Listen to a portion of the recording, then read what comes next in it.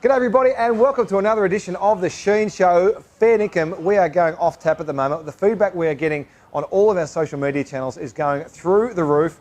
Make sure you tell your friends, it's going through the roof. It's unbelievable. And today we are going to a very different dimension. We've had sports stars through the first couple of editions. Today we go to the king of the culinary world. More on that very, very shortly. Don't forget to hang around because as part of our show today, you'll be able to win a prize and get your little tummy nice and full, maybe a beetle leaf, maybe a curry a little bit later on. We'll see how it goes. Stay with us. There's a lot to get through today. Before we get too deep into it, let's get a car care tip from our friends at Sheen Panel Service. Hi, I'm Matthew from Sheen Panel Service. I'm here today to talk to you about removing bird stains from your paintwork. It is very important to remove any bird stains from your car as soon as you see them. If you leave it on there, it will eat into your paintwork. Grab a bucket with warm soapy water in and just sponge and apply over the affected area to remove the bird stain. In our panel shops, we see a lot of paintwork damage from bird stains that have not been removed in time. Thanks for watching this Sheen Car Care Tip. Great to have you back. As I mentioned before the break, sports stars have been done. We've done all that. We're going bigger than that. It's a global scene now. We want to go to the food game. It is massive business and there's no bigger man in food in Australia than Adam DSylva, who joins us on the Sheen Show. Adam, welcome. Thank you. Thanks for having me. Great to have you on board, mate. So food's very important in this part of the world. Where'd your love affair come with it from? Oh, I guess growing up as a half Italian, half Indian boy in Melbourne, so I am a wog boy or a mongrel, you know. Or a mongrel. Used to have the salami and all that out in the playground. No one never used to want to stop. They didn't want to stop when I had a cotoletta. When I had a cotoletta in there, the ones that were half educated, you know. But now back then it was quite unusual, but now it's quite the norm. Yeah. You know. Well, it's trendy. Well, you know, define an Australian. I think I'm a fair income Australian. Yep. Australian born, but obviously lots of culture there. Tonka here, where I cook Indian food, I cook Asian food at Coda. I'm just a mixed bag, you know. You've got two of the best restaurants in town. So where'd you learn to cook? Where did all that start for you? When did it start? How old were you? Well, actually, I decided to become a chef before I failed school. Right. Which is important. Good start. It's a good That's start. a good order. Normally chefs really go into it after they, you know, fail or don't leave school. But growing up, my dad was a butcher. So I was born into a butcher shop. My they would grow their own vegetables because they came out on the boat when they were like 50. Yeah. Had the big backyard with the chickens, vines, tomatoes, zucchini, prickly pears. Fantastic. Making their own wine presses, making pasta out back in the garage. So just always been around food and being able to be taught that or even learn how to do it and assist. So that's where the love affair came from, you know. And I started cooking from a young age because Mum was always working, so I used to come home from school and used to make something to eat for myself, and me and my brother would always cook. So you had to out of just survival mode at one survival, stage. but also growing up with, you know, our kitchen table at dinner was always a bowl of pasta and a curry and rice, believe it or not. So because my dad would only eat curry 6 days a week. He'd eat pasta on the Sunday, and then the rest of my brother would always, him and I would always eat pasta pretty much every day of the week. Right. So wow. You know, it was quite. I thought that was quite normal. Yeah. You know, until you started going, you start to get older, and you start going to your other friends' houses for dinner, and you're like, I'm eating sausages and eggs, and it's like, this must be an Aussie household. What about when they came to your place? What was it like when They're they like, came to oh your man, how place? good's this? What? Eating massive steaks, got curry here, big bowl of pasta. So food was abundance, and always still is in abundance, you know, on both sides of the family. Well, Italian background and history in food is obviously, we know it really well in Australia, and we're learning more about the Indian background and their love affair from food. Having that together must have been good fun. Yeah, totally. That's why I'm yet to do a curried pasta. Oh, there we go. The first time I ever ate a curried pasta was when I was one of my first kitchen hand jobs, because I used to make pizzas. Before that, I used to be a kitchen hand at a restaurant called Fiorelli's, Italian restaurant called Fiorelli's in Camberwell. Yeah, I know it very well. So I was 16 back then, and I remember I was on the pans. I had two kitchen hands. One did the crockery, one did the pans. So you'd get these pasta pans thrown at you because I just went through hundreds of pastas. And the first pasta I saw was this fettuccine with a cream-based sauce with curry powder in it. And I'm like, what's this sauce? I tasted. I came back. I go, what's going on here? I thought that was the weirdest thing I ever tasted, and probably still is the weirdest thing I've ever tasted, is a curry pasta. So I'm yet to replicate it, but there you go. And that's where I kind of thought it was probably normal and natural to combine cuisines, or, you know, use European techniques with Asian flavours and Asian flavours with European techniques. So. Yeah, That sounds like perfect sense to me. It makes perfect sense when you've got that background. And when you were growing up as a teenager, food wouldn't have been a very trendy thing to be involved in or to love, I imagine, for a teenage boy. When did you work out it was a pretty cool thing? Well, I didn't think it was actually, when I started, wasn't cool. It was only really since the whole Jamie Oliver explosion, that Naked Chef back in the 90s, late 90s. It started, food started to become trendy. Restaurants became a bit more discerning and educated with what's going on with the marketplace changed from this whole nouvelle cuisine, from like the big hotels doing it well to all other restaurants doing it well. And then I guess, I think what happened in the Australian dining scene is that a lot of the chefs would travel overseas to London and France and then bring back all that knowledge, and that's how the Australian dining scene started to change a bit also. But then incorporating what the produce that we have in Australia. I think we have some of the best. I've cooked all around the world. I've cooked in India, Hong Kong, Sri Lanka, Malaysia, New York, you name it. I've been there, done that, and to see all those different types of ingredients available. A lot of it gets flown in, so especially if you're in Singapore. Yeah, okay. But to be in those areas, we have the world-class produce, and we also have world-class chefs and world-class restaurants, and we're only getting bigger and better. And now we're all about us. Before it used to be about all the other world, but now it's all about what's happening in Australia. So the dining scene is changing for a better. It's getting more casual, but it's actually getting back down to real food, real flavour, sustainability, and accessibility. Yep. And I imagine you talked about Jamie Oliver and the Naked Chef thing, but the whole Master Chef thing here and the mainstreaming, I suppose, of food. And that, it must make you pretty proud to be a part of that industry. Oh, totally. I think I'm pretty fortunate to have been in that era where I was a generation of the Jamie Oliver kind of thing, not being too old where I missed it, and now not being too young where it's too hard. And then now these days, chefs just want to be a chef because they want to get on TV or they want to be Master Chef.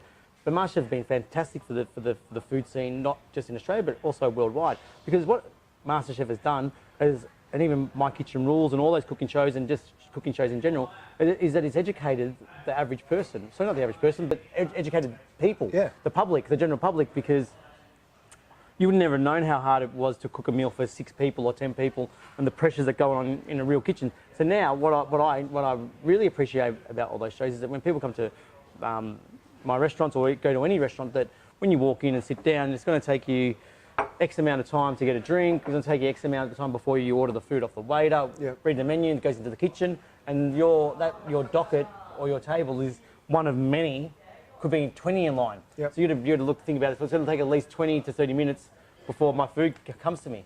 It's just not like at home where you walk in there and go bang, it's right on the table.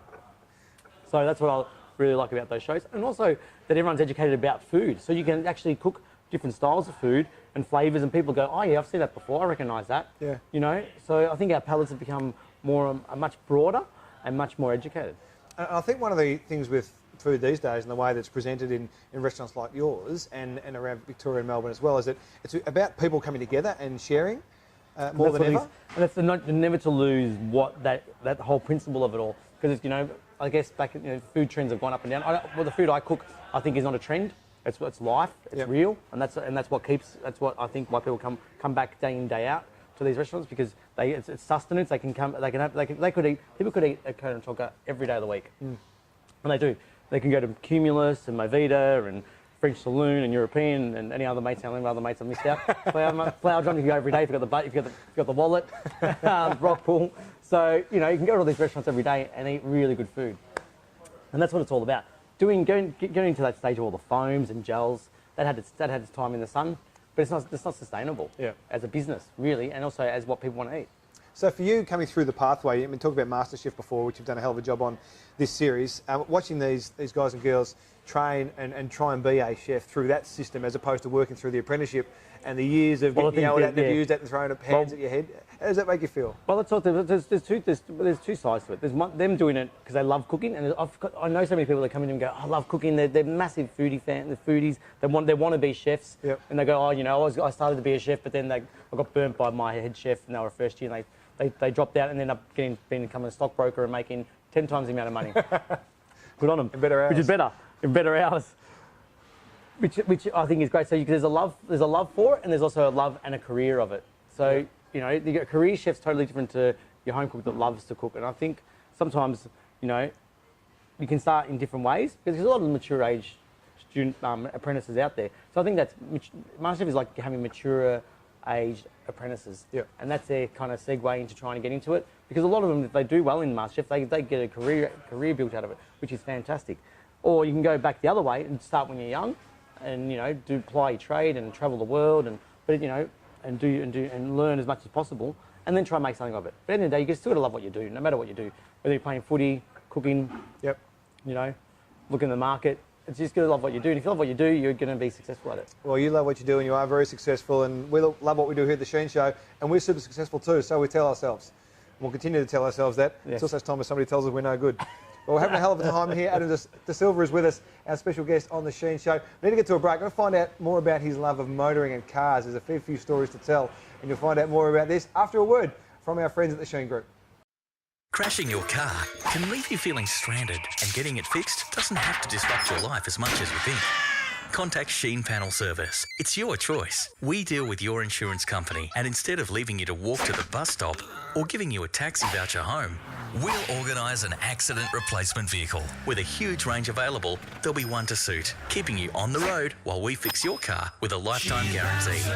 For more information, visit sheengroup.com.au. Nice to be with you. We're here at Tonka, one of Melbourne's best restaurants, with head chef Adam DSylva is the biggest name in cooking as far as I'm concerned. He won't say that, but I'm allowed to. We're going to talk now. Just on the show. Yeah, that's right. And anyone else want to tell? Talk now about your time in motoring, your history with cars. Take me back to the car that you grew up with. What was your family car? Well, the family car. Yeah. Well, my dad had a panel van, because he was a butcher, had a panel van, and then we had a it was a Ford. Another Ford. Ford Fairlane. The old Fairlane. Nice work. There you go. Nice work. But then my first car, I was born in 1977. Right. And my Great first year. car, my Mazda 323, was made in 1978. A 78 Mazda 323. Yeah. What colour? It was cool. Well, it was red, and it turned to it faded to an orange. So all my mates used to call it the Jaffa. The Jaffa. Yeah. I don't know if they were being racist because I was slightly dark. So I'm like someone dark inside something orange. So I don't know. Maybe some underlying racist things. tones? Well, just from good, racist tones from a good private school boy, as that always happens.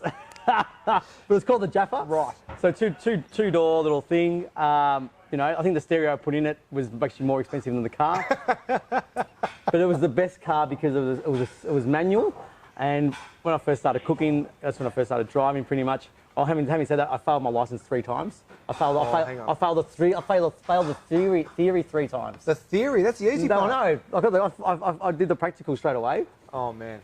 Failed the theory 3 times. That's So devastation. you can say that you're not very good, not very academic. But the 78 323. 78 323. And the best thing about being sick is that I used to drive, I was working 80 plus hours back in the day when, you work 80 hours and get paid for 38 and go home with $200 in your pocket. It kept me awake a lot because I was so tired. So when you have to get, for the car to move, you have to change the gears. Moving. Yeah, so there you go. So good car, had that for a few years. Any prangs, any bingles in the 323? The first prank I did, well, there's 2 actually. One I'm not proud of. I remember I was at the shopping centre, and I just pretty much had my license for about a month. I got out of the car, walking up the stairs to the shopping centre, so I was a good 50 odd metres away. Yep. Forgot to put the handbrake on, and I see the car just drifting. This is at night time as well. Oh, no. Just drifting. I'm like, oh, far out. Anyway, bangs into another car, into their bumper bar, hits it on the corner. So no damage to it, but dinted my one. And I was like, far out. Anyway, hopped in the car, drove off. Then I went home and said to Mum and Dad, I've got to tell you something. I was too scared. Dad, you had an accident. What do you mean? I said, I left the handbrake off and it bumped into a pole. A pole? A pole. Just they're like, oh, that's why we bought your car that's worth $1,000. I said, no worries, thanks. So you can bang it. Bang it. It's not a bad formula. Yes, correct. So there you go. And the other one? Other ones, it was even pre-mobile phone days. I think just looking down, not paying attention. Changing the radio? Yep, all the cars stop at traffic light. Bang, bit of a connection. That's annoying. Yeah. That's annoying. No good. But you would have upgraded from the 323. Yeah, 323. You got a bit of a love of cars. And these days you're an ambassador for Holden. Yes, I am. I'm the chef food ambassador for Holden. So it's been a great relationship so far. Getting out of this space because they're sponsoring all these fantastic shows like MasterChef, Gourmet Cinema, stuff like that, Everyday Gourmet. And it's just a love affair with food and cars. You got to go drive somewhere to get great food. You do. So Might as well do it in style. Do it in style, like in the whole new Holden Equinox. It's a fantastic car. Good SUV. It's good for my family. I've got a small family of 3 kids. Yep. Which I think That's not small. Is that small? Is that That's considered big small? these days. Is that big? That's I don't big. know. That's big. That's 3 seats in the back. You've got to fill them all. 3 seats in the back. I know. I think I need a 7-seater soon. Going to go again. Good. No, not going again. I'm done. Then I need 2 cars. No, you don't want to do that. No, just the one's fine. What about your chef mates around the world? Because you were talking before how you've travelled around the world, and there's some high-profile chefs these days. Do they like their cars? Yeah, they all love their cars. I think it's all chefs love their cars. It's all about that. We're almost adrenaline junkies. Because when you're in a kitchen, you do a service for the 4 to 5 hours. It's adrenaline. Yep. It's pumping. That's why a lot of chefs are alcoholics, or because they need they're cooked. They need at the end of the night. They need to de-stress. Yeah. And some of them don't know how to. In reality, like any sport where it's sport or career where it's higher adrenaline. Yep. You have vices or need to blow off some steam. Some know how to control it more than others. Makes sense. Makes sense. So, and it's very accessible. Yeah. Have nothing wrong with a couple of glasses at Couple night. of beers, couple of wines. But a few, a couple of bottles at the end of the night. We're starting to stretch the Just, friendship. correct. So, or you can be one of the healthy chefs, like I'm one of those healthy chefs these days. Have a few glasses of wine still. You go to the gym, work out, watch what you eat. Yep. Because it's not a great environment. You're on your feet all the time.